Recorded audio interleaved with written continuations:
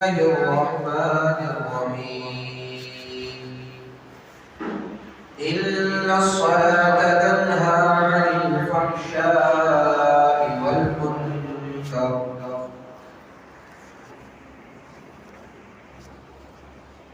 وقال تعالى في موضع آخر كنتم خير أمة أخرجت للناس تأمرون بالمعروف وتنهون عن المنكر وتؤمنون بالله صدق الله العظيم. وقال النبي صلى الله عليه وسلم مثل الذي يذكر ربه ومثل الذي لا يذكر ربه كمثل الحي والميت أو كما قال عليه الصلاة والسلام. تمام تعریفیں اس رب ذوالجلال کے لیے ہیں جو بڑا ہی مہربان نہایت رحم والا مالک ہے. درود و سلام کا نذرانہ ہو سرکار دو عالم جناب محمد رسول اللہ صلی اللہ علیہ وسلم پر، جن کے صدقے سے اللہ نے ہم سب کو ایمان کی دولت سے سرفراز فرمایا ہے. میرے محترم عزیز بزرگوں اور دوستوں اور عزیز طلبہ، اللہ رب العزت نے ہم سب کو زندگی عنایت فرمائی ہے. یہ زندگی بڑی قیمتی زندگی ہے. اللہ نے دنیا میں یہ زندگی دے کر امتحان کے لیے بھیجا ہے. لَيَبْلُوَنَّكُمْ أَيُّكُمْ أَحْسَنُ عَمَلًا، کہ اللہ نے فرمایا کہ میں دنیا میں تمہیں بھیجا ہوں. لَيَبْلُوَنَّكُمْ کے معنی آتے ہیں آزمائش. لَيَبْلُوَنَّكُمْ أَيُّكُمْ أَحْسَنُ عَمَلًا، کہ تم میں سے کون اچھے اعمال کرے. تم میں سے دنیا میں جا کر میری فرمانبرداری کیسے کرو گے، میرے احکامات پر کتنا عمل کرو گے، میرے نبی علیہ السلام کی شریعت مطہرہ کے مطابق کتنا زندگی میں لے کر عمل لے کر آؤ گے، اور اللہ کی فرمانبرداری اور اللہ کے احکامات ہم کتنا عمل کریں گے. اللہ رب العزت دنیا اور آخرت کی کامیابی ہمیں عطا فرمائے.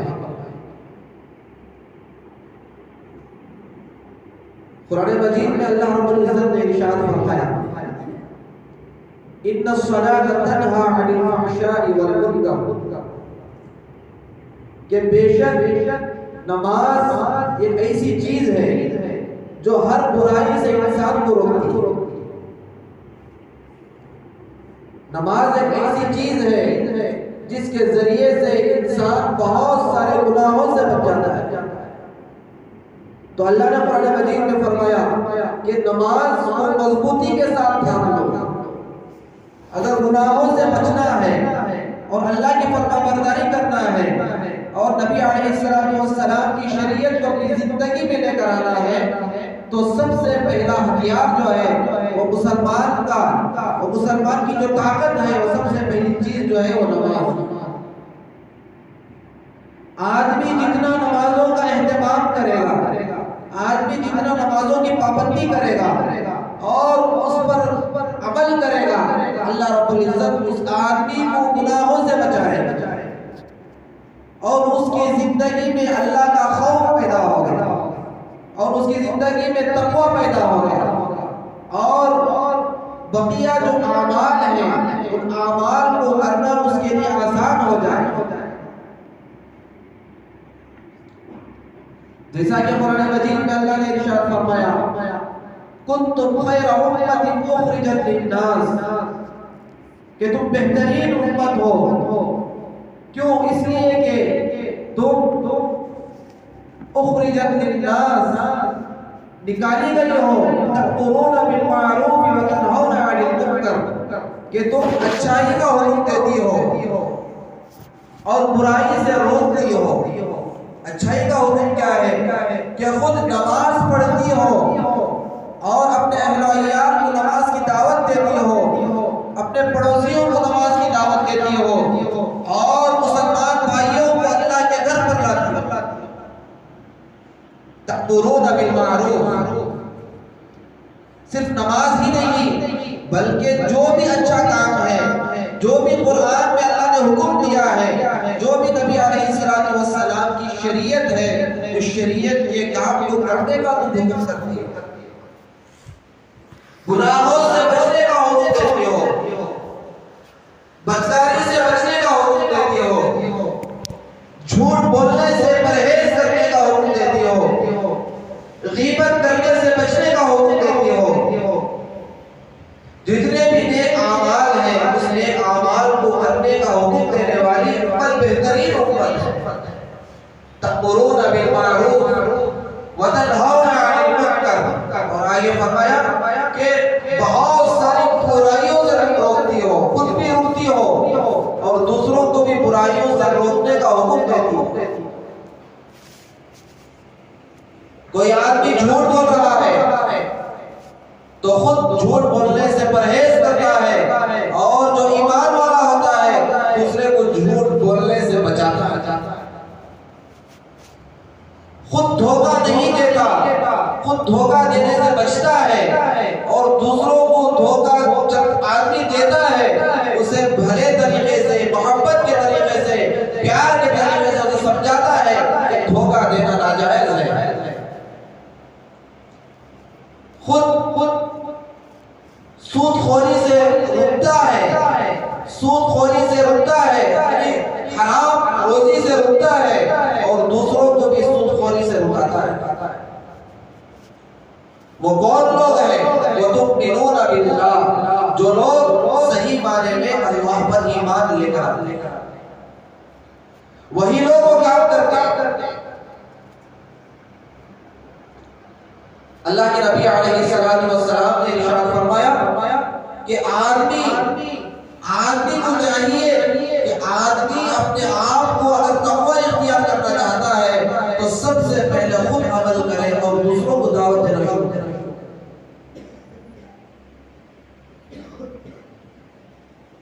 حضرت ابو ہریرہ رضی اللہ تعالیٰ عنہ سے روایت ہے، جو صحابی گزرے ہیں اللہ کے نبی علیہ السلام کے چہیتے، ایک مرتبہ اللہ کے نبی علیہ السلام نے فرمایا کہ میں تمہیں کچھ ایسی باتیں نہ بتاؤں جس کی وجہ سے تمہیں تمہارے جنت میں جانے کا راستہ آسان ہو جائے۔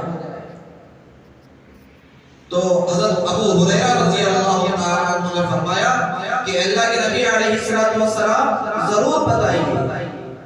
اللہ کے نبی نے فرمایا کہ میں بتاؤں گا، لیکن شرط یہ ہے کہ اسے تم یاد رکھنا ہے اور عمل بھی کرنا ہے اور دوسروں تک وہ بات کو پہنچانا بھی۔ حضرت ابو ہریرہ رضی اللہ تعالیٰ عنہ نے فرمایا اے اللہ کے نبی علیہ السلام، میں ان باتوں کو یاد بھی رکھوں گا اور خود عمل بھی کروں گا اور دوسروں کو وہ بات پہنچاؤں گا۔ پھر اللہ کے نبی علیہ السلام نے ارشاد فرمایا اتق المحارم، اللہ کے نبی صلی اللہ علیہ وسلم نے سب سے پہلی بات یہ فرمائی کہ حرام کاموں سے بچ جاؤ، حرام کاموں سے بچ جاؤ۔ جتنے بھی حرام کام ہیں، اللہ کو ناراض کرنے والے ہیں، اللہ کے نبی علیہ السلام کو ناراض کرنے والے ہیں، ان تمام کاموں سے بچ جاؤ، تمہارے لیے جنت کا راستہ آسان ہے۔ حرام کام کیا ہے؟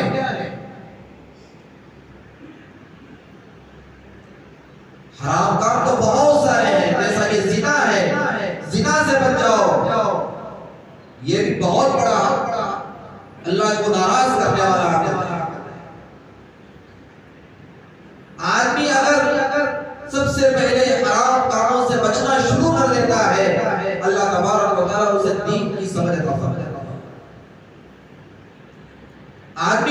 پڑھنے کی توفیق نہیں ہوتی، آدمی کو اللہ کے گھر میں آنے کی توفیق نہیں ہوتی، آدمی کو اللہ کا ذکر کرنے کی توفیق نہیں ہوتی، وجہ یہ ہے کہ ہم بہت سارے اعمال ایسے کرتے ہیں جن کو ہم حرام کام نہیں سمجھتے، حالانکہ وہ حرام کام ہوتے ہیں۔ جب آدمی حرام کاموں سے بچتا ہے، جب آدمی زنا سے بچتا ہے، جب آدمی سود خوری سے بچتا ہے، جب آدمی جھوٹ سے بچتا ہے، جب آدمی دھوکے سے بچتا ہے، تو اللہ تبارک و تعالیٰ اسے دین کی سمجھ عطا فرماتے ہیں اور دین کے راستے پر چلنا اس کے لیے آسان کرتا ہے۔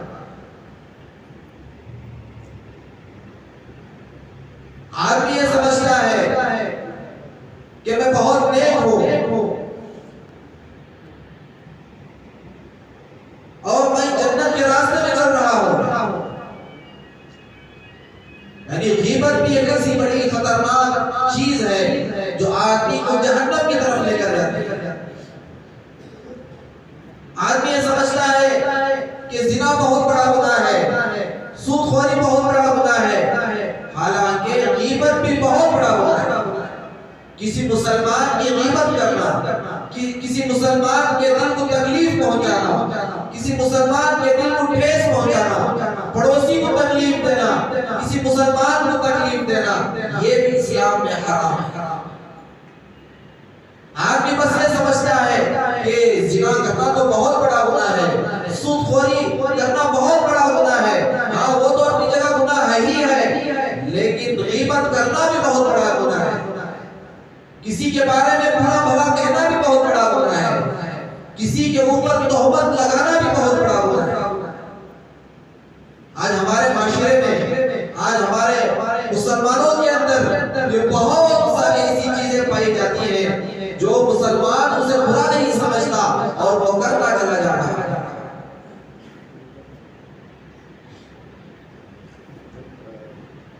اسی لیے اللہ کے نبی علیہ السلام نے ارشاد فرمایا اتق المحارم، جب آدمی حرام کاموں سے بچ جاتا ہے تو اللہ کے نبی علیہ السلام نے فرمایا کہ اس کا نام نیک لوگوں میں شمار ہو جاتا ہے، عابدین میں شمار ہو جاتا ہے، اللہ کے قریب بندوں کے ناموں میں شمار ہو جاتا ہے۔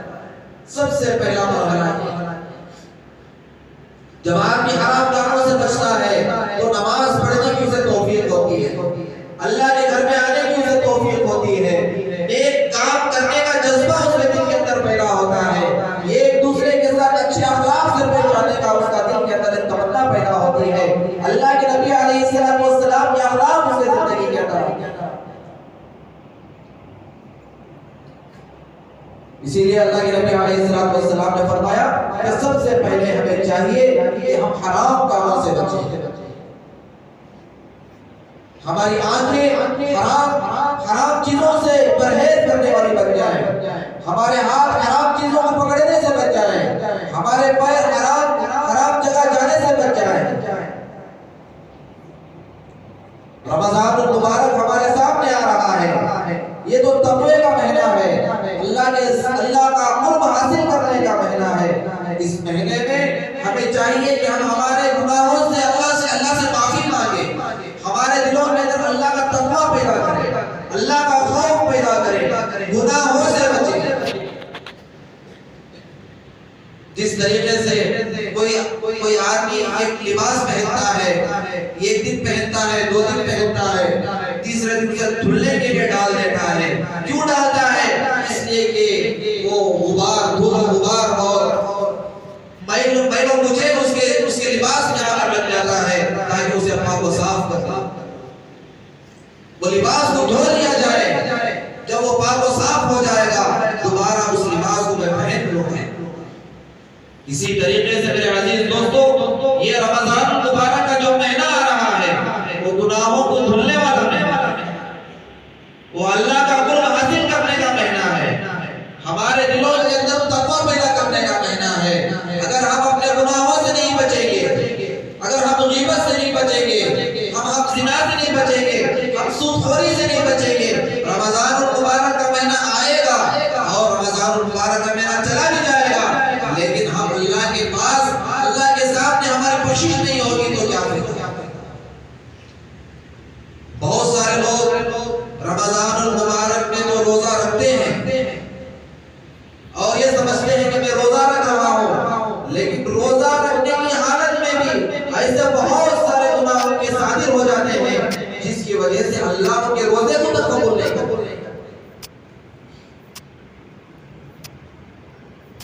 روزہ اگر قبول ہونا ہے، اللہ کا قرب حاصل کرنا ہے اور روزہ قیامت کے دن ہماری گواہی اگر دینا ہے تو سب سے پہلے ہمیں اپنے گناہوں سے توبہ کرنا پڑے گا۔ سب سے پہلے ہم سب کو حرام کاموں سے بچنا پڑے گا، ہمارے ذہنوں کو پاک و صاف کرنا پڑے گا، ہمارے جسم کو پاک و صاف کرنا پڑے گا، تب جا کر ہمارے اعمال اللہ کے نزدیک مقبول ہوں گے۔ اگر گناہ بھی کریں گے، عبادت بھی کریں گے تو ہماری عبادت اللہ کے نزدیک قابل قبول نہیں ہوگی، اللہ ہماری عبادتوں کو قبول نہیں کرے گا۔ اللہ نے قرآن مجید میں ارشاد فرمایا کہ جب آدمی گناہوں سے، کبیرہ گناہوں سے بچتا ہے، اللہ کی نافرمانی سے بچتا ہے، تو اللہ نے قرآن مجید میں ارشاد فرمایا کہ اللہ اس کے گناہوں کو معاف کر دیتے ہیں، اللہ اسے اپنا قرب حاصل کرتے ہیں۔ اسی لیے ہمیں چاہیے کہ ہم یہ مقدس جو مہینہ آ رہا ہے اس کی تیاری سب سے پہلے یہ کرنا ہے کہ ہم کبیرہ گناہوں سے بچنا ہے، حرام کاموں سے بچنا ہے، ہمارے دل کو پاک و صاف کرنا ہے، ہمارے ذہنوں کو پاک و صاف کرنا ہے اور ہمارے دلوں کے اندر تقوی کو پیدا کرنا ہے، یہ ایک دوسرے کے ساتھ ہمدردی کو پیدا کرنا ہے، اخلاق کو پیدا کرنا ہے، یہ ایک دوسرے کے ساتھ حسن سلوک کے ساتھ پیش آنا ہے اور اللہ کے قریب ہونے کے لیے اکثر ہمارا وقت اللہ کے گھر میں رمضان المبارک کے اندر گزارنا چاہیے، تاکہ اکثر وقت اللہ کے گھر میں ہم بیٹھیں گے تو تسبیح کریں گے، استغفار کریں گے، اللہ کی بڑائی بیان کریں گے اور اپنے گناہوں کو پاک و صاف کریں گے۔ یہ ایک مرتبہ اللہ کے نبی علیہ السلام کے سامنے دو عورتوں کا تذکرہ ہوا، فرمایا کہ ایک عورت ایسی ہے کہ وہ عورت ماشاءاللہ ذکر بھی کرتی ہے، تسبیح بھی کرتی ہے، روزہ بھی رکھتی ہے، نوافل بھی ادا کرتی ہے، فرائض کو فرائض، واجبات کو واجبات، فرائض بھی ادا کرتی ہے، واجبات بھی ادا کرتی ہے، اس کے ساتھ ساتھ نفلیں بھی پڑھتی ہیں، لیکن وہ پڑوسیوں کے ساتھ اس کے اخلاق سے وہ غیبت کرتی ہے۔ جب دو عورتیں جب ملتی ہیں تو آپس میں یہ ایک دوسرے کی غیبتیں کرتی ہیں، پڑوسیوں کی غیبتیں کرتی ہیں، اور ایک دوسری عورت کا تذکرہ اللہ کے نبی علیہ السلام کے سامنے ہوا کہ وہ عورت ایسی ہے صرف فرائض پر اکتفا کرتی ہے، واجبات پر اکتفا کرتی ہے، نفلیں تو نہیں پڑھتی، ذکر تو نہیں کرتی، لیکن اس کا رویہ بہت بہترین اچھا ہے، اخلاق سے پیش آتی ہے، گناہوں سے بچتی ہے اور غیبت سے بچتی ہے اور پڑوسیوں کے ساتھ اس کا حسن سلوک اچھا ہے۔ تو اللہ کے نبی علیہ السلام سے فرمایا کہ اللہ کے نبی یہ دو عورتوں میں کون سی عورت اچھی ہے؟ تو اللہ کے نبی علیہ السلام نے فرمایا جو عورت فرائض پر اکتفا کر رہی ہے، واجبات پر اکتفا کر رہی ہے، لیکن اس کے اچھے اخلاق ہیں، پڑوسیوں کے ساتھ اچھے اخلاق سے پیش آ رہی ہے، غیبت میں مبتلا نہیں ہو رہی ہے، جھوٹ میں مبتلا نہیں ہو رہی ہے، ادھر ادھر کی باتیں نہیں کر رہی ہے، وہ عورت اس عورت سے بہتر ہے جو نوافل بھی پڑھتی ہے اور تسبیح بھی کرتی ہے، ذکر بھی کرتی ہے، لیکن ساتھ ساتھ غیبت میں مشغول ہے، ساتھ ساتھ وہ جھوٹ بھی بولتی ہے اور شوہر کی نافرمانی کرتی ہے۔ وہ عورت سے بہتر وہ عورت ہے جو فرائض اور واجبات پر تو اکتفا کرتی ہے لیکن وہ غیبت نہیں کرتی، جھوٹ نہیں بولتی اور پڑوسیوں کے ساتھ بد اخلاقی کے ساتھ پیش آتی ہے۔ میرے عزیز دوستوں، اس سے یہ پتہ یہ چلتا ہے صرف عورتوں کا مسئلہ نہیں ہے بلکہ پورے امت کے لیے اللہ کے نبی علیہ السلام نے یہ حدیث پیش کی ہے، چاہے عورت ہو چاہے مرد ہو، سب کے لیے حدیث برابر ہے۔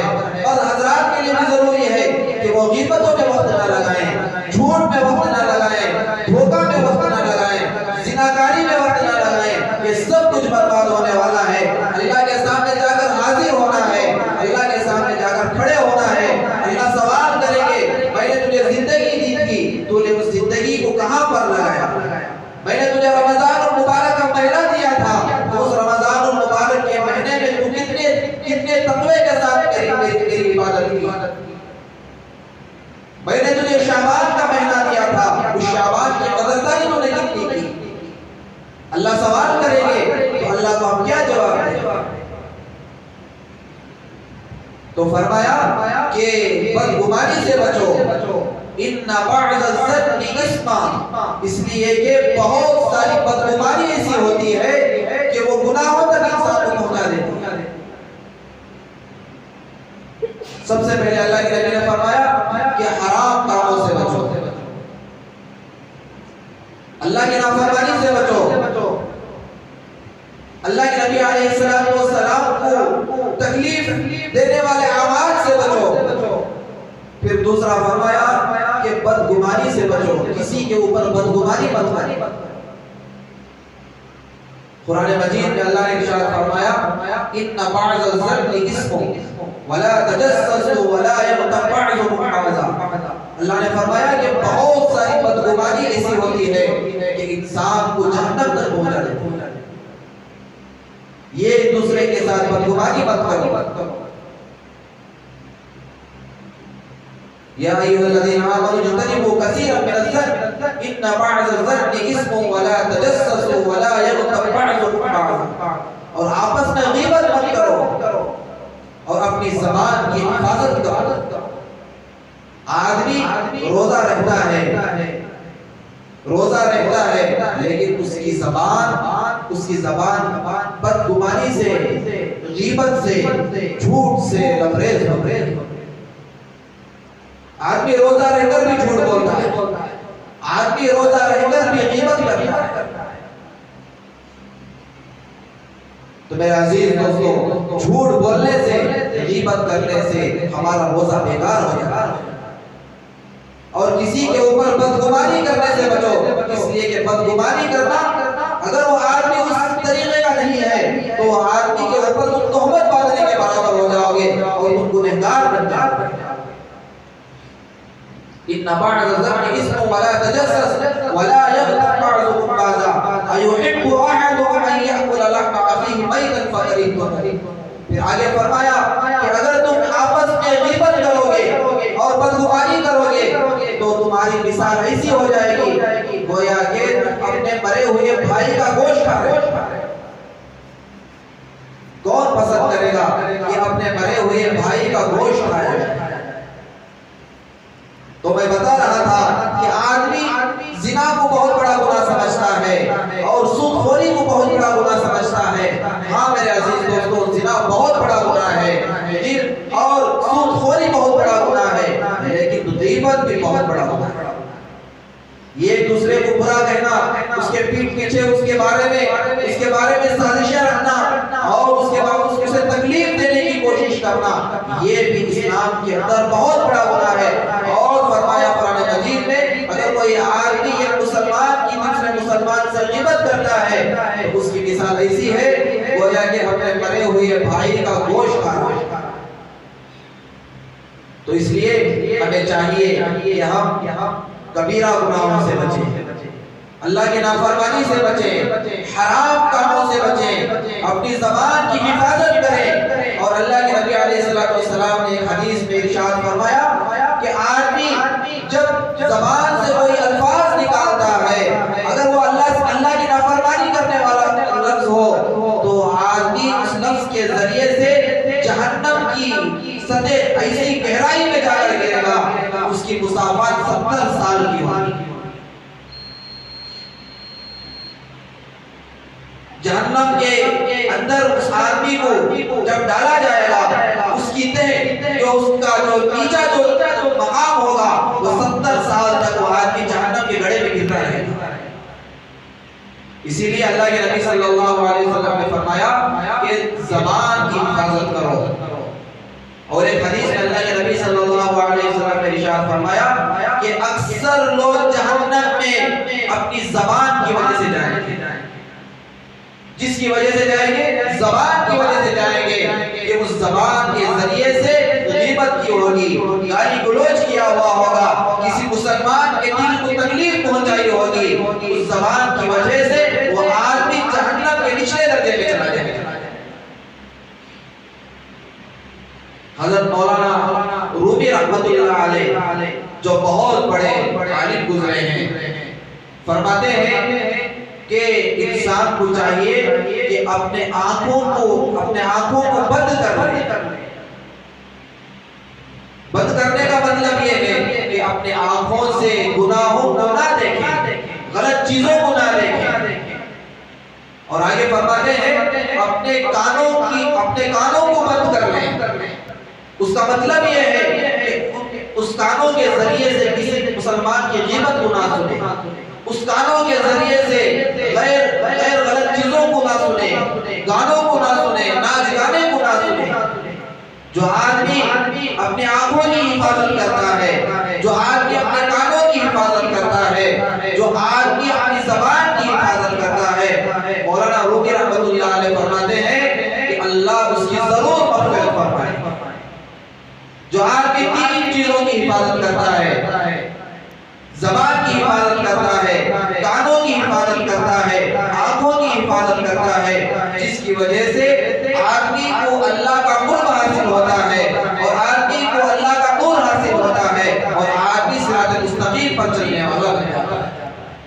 اس لیے میرے عزیز دوستوں بزرگوں، ہمیں چاہیے کہ رمضان المبارک کا مہینہ ہمارے سامنے آ رہا ہے، اس کی قدردانی کریں اور صحیح معنی میں عبادت کریں، اپنے وقت کو غیبت میں، جھوٹ میں اور اللہ کی نافرمانی میں وقت نہ لگائیں، اس لیے کہ جب آدمی کی زندگی ختم ہو جاتی ہے، آدمی کے ہاتھ سے اپنی زندگی نکل جاتی ہے، تو دوبارہ آدمی کو زندگی نہیں ملتی۔ اسی لیے ہمیں چاہیے کہ ہمیں شعبان کا جو مہینہ چل رہا ہے، شعبان کے مہینے کی قدر کریں۔ رمضان المبارک ہمارے سامنے آنے والا ہے، اس کی تیاری کریں۔ اللہ تعالی ہم سب کو صحیح معنی میں عمل کرنے کی توفیق عنایت فرمائے، شعبان کی قدردانی کرنے کی اللہ نے توفیق عنایت فرمائے، رمضان المبارک کے اندر صحیح معنی میں عبادت کے ساتھ زندگی گزارنے کی توفیق عطا فرمائے، گناہوں سے توبہ کرنے کی اللہ ہمیں سب کو توفیق عنایت فرمائے۔ آمین۔ وآخر دعوانا الحمدللہ رب العالمین۔ جو حضرات سنت نہیں پڑھے سنت ہے۔